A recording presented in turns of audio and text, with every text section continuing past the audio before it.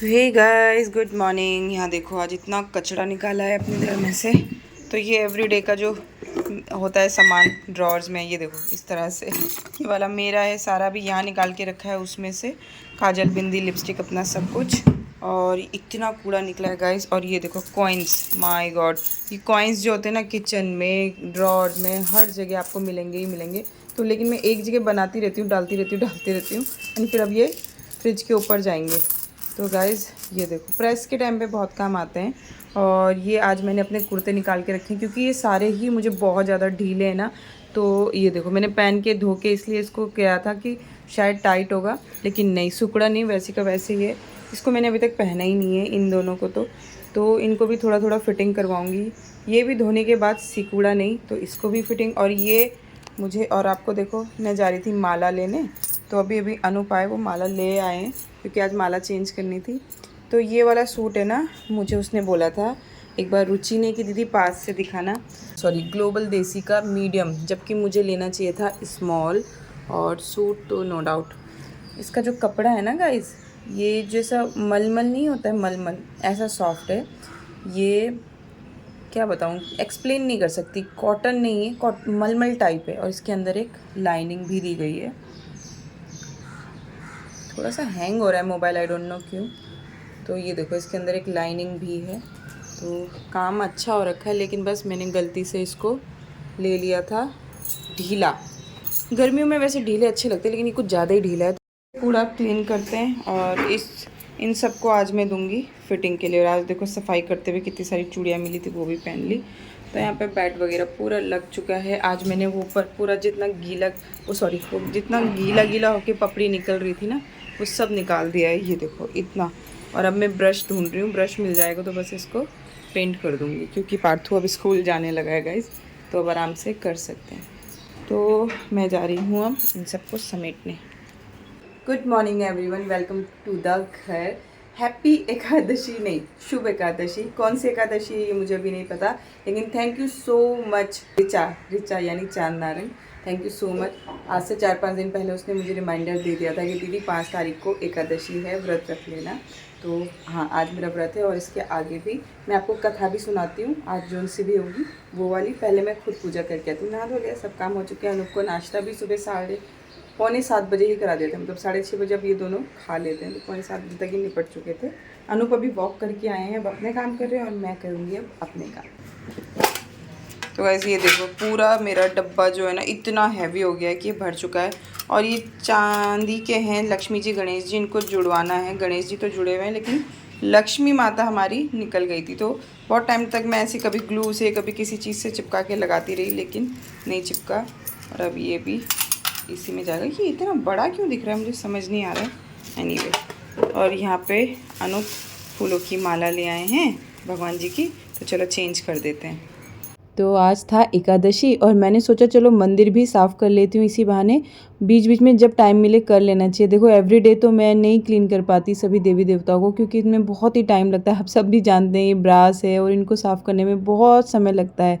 और ये आप में से किस किस को याद है, बताओ मुझे, किसने भेजा था। देखो जब मम्मी आई थी ना, ऐसे 2 आसन बना के लेके आई थी शालिग्राम जी के लिए, ये वाले। बोली ऐसे नहीं बिठाते सीमा, इसको ऐसे रखना, और बना के 2 एक्स्ट्रा दे के गई हैं। तो ये इसमें फिट ही नहीं हो पाते, अभी भी फिसलते ही रहते हैं। लेकिन अद्भुत कला है, अद्भुत। कहते हैं ना, बिना बुलाए भगवान जब आते हैं तो बहुत शुभ होता है। मुझे शालिग्राम जी के बारे में पता भी नहीं था, और देखो किसी ने इतने प्रेम से बना के मुझे भेजा भी। क्या आप में से किसी को याद है किसी ने भेजा था उस लड़की का नाम? तो कमेंट बॉक्स में लिख के बताओ। तो मेरा सारा मंदिर ही आप लोगों की आंखों के सामने बना है ना दोस्तों। हर मूर्ति की एक कहानी है। जैसे इस बार शिरडी गई थी तो आपको बताया भी था कि साईं बाबा कई बार खोजे, लेकिन वैसे नहीं मिल रहे थे। और ये राधा कृष्ण जी, जब पार्थू 3 महीने का था ना, उसको पहली बार लेके गई थी मथुरा, वहाँ से लिया था मैंने सिर्फ 350 रुपये में।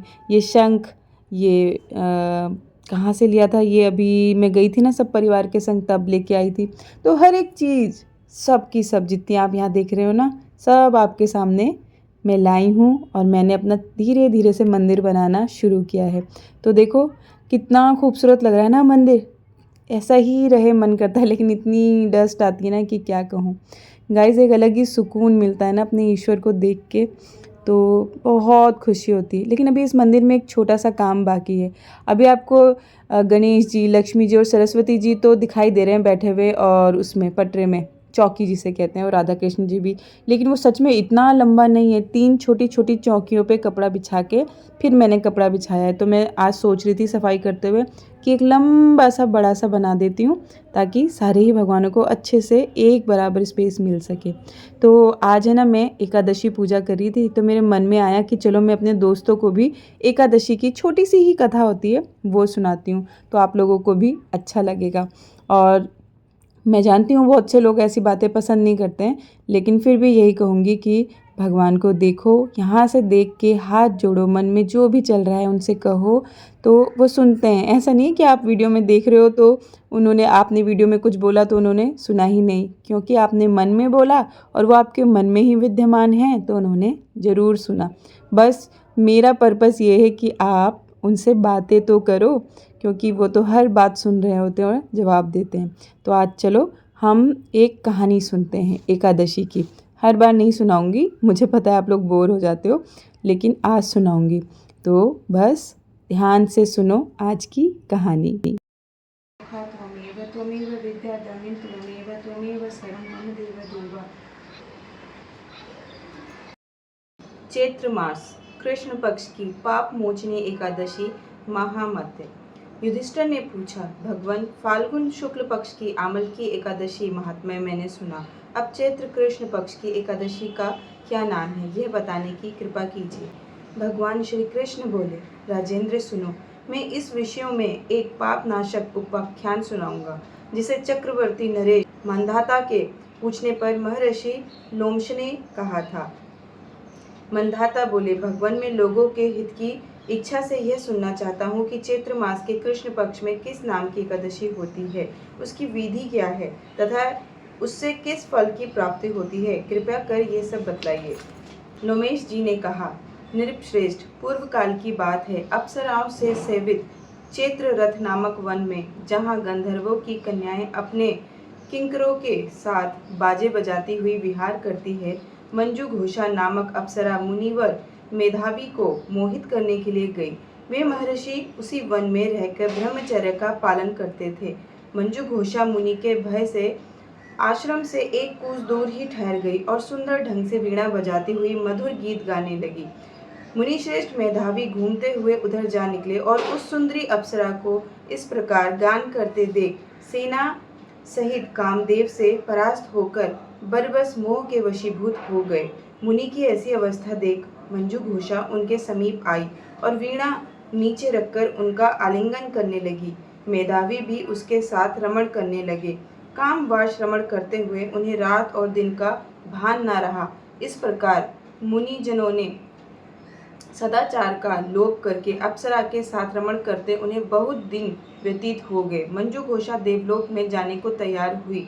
जाते समय उसने मुनिश्रेष्ठ मेधावी से कहा, ब्राह्मण, अब मुझे अपने देश जाने की आज्ञा दीजिए। मेधावी बोले, देवी, जब तक सवेरे की संध्या ना हो जाए तब तक मेरे पास ही ठहरो। अप्सरा ने कहा, विप्रवर, अब तक न जाने कितनी संध्या चली गई, मुझ पर कृपा करके बीते हुए समय का विचार तो कीजिए।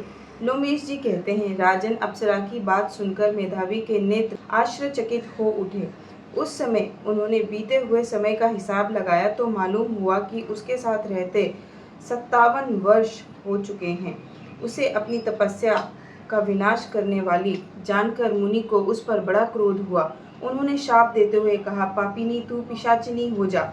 मुनि के शाप से दग्ध होकर वह विनय से नतमस्तक हो बोली, विप्रवर, मेरे शाप का उद्धार कीजिए। 7 वाक्य बोलने या 7 पद साथ साथ चलने मात्र से ही सत्पुरुषों के साथ मैत्री हो जाती है। ब्राह्मण, मैंने तो आपके साथ अनेक वर्ष व्यतीत किए हैं, अतः स्वामी मुझ पर कृपा कीजिए। मुनि बोले, भद्रे, मेरी बात सुनो, यह शाप से उद्धार करने वाली है, क्या करूं? तुमने मेरी बड़ी तपस्या नष्ट कर डाली है। चैत्र कृष्ण पक्ष में जो शुभ एकादशी आती है उसका नाम है पाप मोचनी। वह सब पापों का क्षय करने वाली है। सुंदरी, उसी व्रत का व्रत करने पर तुम्हारी पिशाचता दूर होगी। ऐसा कहकर मेधावी अपने पिता मुनिवर चवन्य के आश्रम पर गए। उन्हें आया देख चवन्य पूछा, बेटा, यह क्या किया? तुमने तो अपने पुण्य का नाश कर डाला। मेधावी बोले, पिताजी मैंने अप्सरा के साथ रमण करने का पातक किया है। कोई ऐसा प्रायश्चित बताइए जिससे पाप का नाश हो जाए। च्यवन्य ने कहा, बेटा, चैत्र कृष्ण पक्ष में जो पाप मोचनी एकादशी होती है उसका व्रत करने पर पाप राशि का विनाश होगा। पिता का यह कथन सुनकर मेधावी उस व्रत का अनुष्ठान किया। इससे उनका पाप नष्ट हो गया। वे पुनः तपस्या से परिपूर्ण हो गए। इस प्रकार मंजू घोषा ने भी इस उत्तम व्रत का पालन किया। पाप मोचनी का व्रत करने के कारण वह पिशाच योनि से मुक्त हुई और दिव्य रूप धारिणी श्रेष्ठ अप्सरा होकर स्वर्ग लोक में चली गई। राजन, जो श्रेष्ठ मनुष्य पाप मोचनी एकादशी व्रत करते हैं उनका सारा पाप नष्ट हो जाता है। इसे पढ़ने और सुनने से सहस्त्र गोदान का फल मिलता है। ब्रह्म हत्या, सुवर्ण की चोरी, सुरापान और गुरु पत्नी गमन करने वाले महापाप की भी इस व्रत के करने से पाप मुक्त हो जाते हैं। यह व्रत बहुत पुण्यमय है। बोलो एकादशी माता की जय। बोलो श्री हरि की जय।